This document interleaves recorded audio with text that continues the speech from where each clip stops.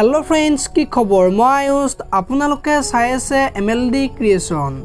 रং चेनेলত सम्प्रचारित হৈ থকা জীৱন নদীৰ ঢৌ ধাৰাবাহিকখনৰ আজিৰ খণ্ডটো চাবলৈ বহুত বেছি ইন্টাৰেষ্টিং হ'ব কিয়নো যোৱাটো খণ্ডত দেখিবলৈ পাইছিল যে বিডিয়ে মন মাৰি বহি আছিল আৰু সেইখিনি সময়তে চন্দনা বিডিৰ ওচৰত ৰাখি নন্দনৰ জেল হ'ব নেকি সুধিছিল আৰু কৈছিল নন্দন সঁচাই বেয়া নে বুলি বিডিক কোৱাত বিডিয়ে চন্দনাক টানকৈ কথা শুনাইছিল আৰু সেইখিনি সময়তে বিডিৰ মাক আহিছিল আৰু বিডিক ক্ষমা খুজিবলৈ কোৱাত বিডিয়ে চন্দনাক ক্ষমা খোজা দেখিবলৈ পাইছিল আৰু আজিৰ খণ্ডটোত বিডিৰ মাকে চন্দনাক নন্দনৰ বিষয়ে সুধিব আৰু কিহৰ কাৰণে নন্দনৰ নিচিনা ল'ৰাজনক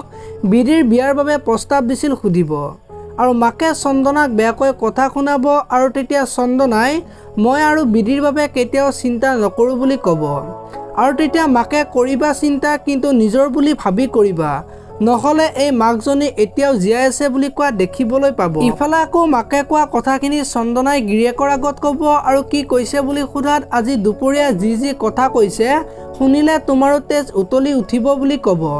এতিয়া বাৰু চন্দনাৰ কথা শুনি গিৰিয়েকে মাকক কিবা ক'ব নেকি দেখিবলৈ পাব আজিৰ খণ্ডটো আনফালে মাতুক আজি ফোন কৰিব আৰু ফটো ভাইৰেল কৰিম বুলি ভাবুকি দিব